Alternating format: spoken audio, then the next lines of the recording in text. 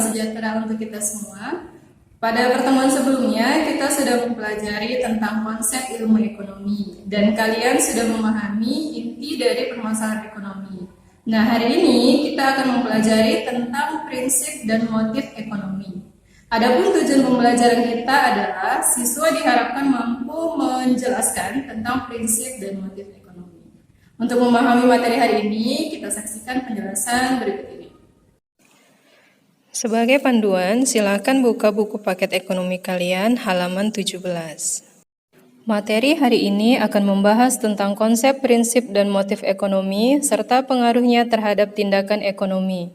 Belanja di supermarket atau pasar modern pastinya berbeda dengan belanja di pasar tradisional. Salah satunya adalah adanya tindakan tawar-menawar di pasar tradisional.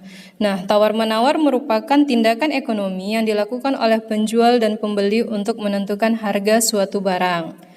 Berdasarkan ilustrasi tersebut, dapat kita ketahui bahwa tindakan ekonomi adalah aktivitas yang dilakukan manusia untuk memenuhi kebutuhan hidupnya agar tercapai kesejahteraan dan kemakmuran. Tindakan ekonomi ini dilakukan dengan menentukan pilihan dan memanfaatkan peluang sesuai dengan prinsip dan motif ekonomi.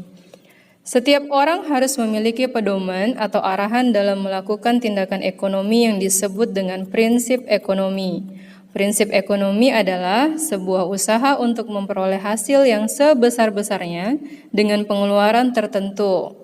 Prinsip ekonomi berlaku dalam 3 kegiatan ekonomi, yaitu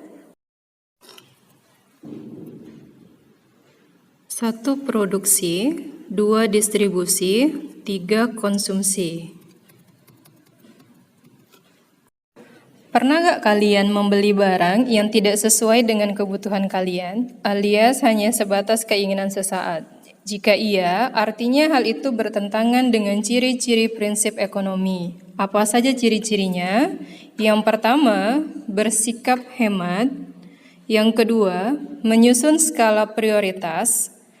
Ketiga, bertindak rasional. Keempat, memperhitungkan untung rugi.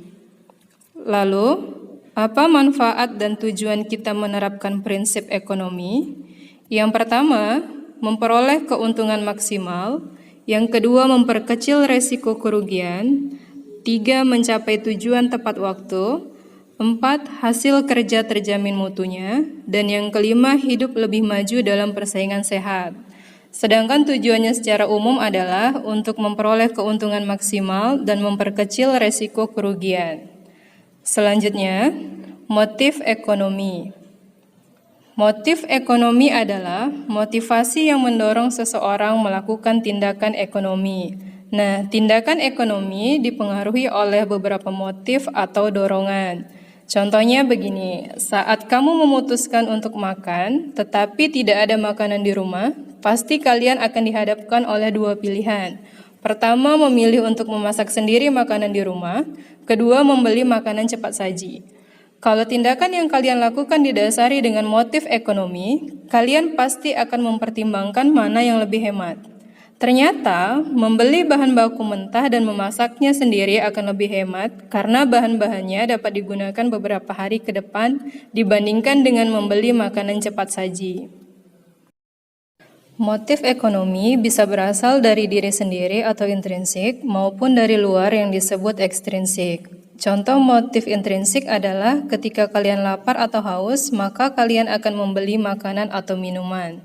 Sedangkan motif ekstrinsik, misalnya kalian membeli barang karena pengaruh iklan di TV atau YouTube. Selain itu, motif seseorang untuk melakukan tindakan ekonomi ada 3 macam. Yang pertama, motif untuk memenuhi kebutuhan. Contohnya, ayah dan ibu bekerja agar kebutuhan di rumah dapat terpenuhi. Kedua, motif untuk memperoleh keuntungan. Contohnya, seorang pedagang berharap dagangannya laku dan mendapat keuntungan.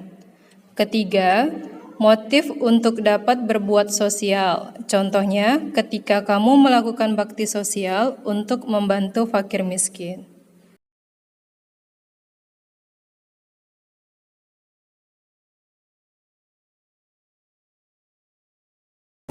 berdasarkan penjelasan tadi, dapat kita simpulkan bahwa setiap orang pasti melakukan tindakan ekonomi. Nah, tindakan ekonomi ini dipengaruhi oleh berbagai motif atau dorongan.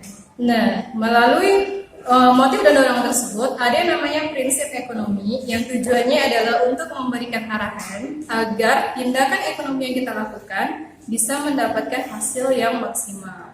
Nah, untuk materi selanjutnya, kita akan mempelajari pembagian ilmu ekonomi dan ekonomi syariah.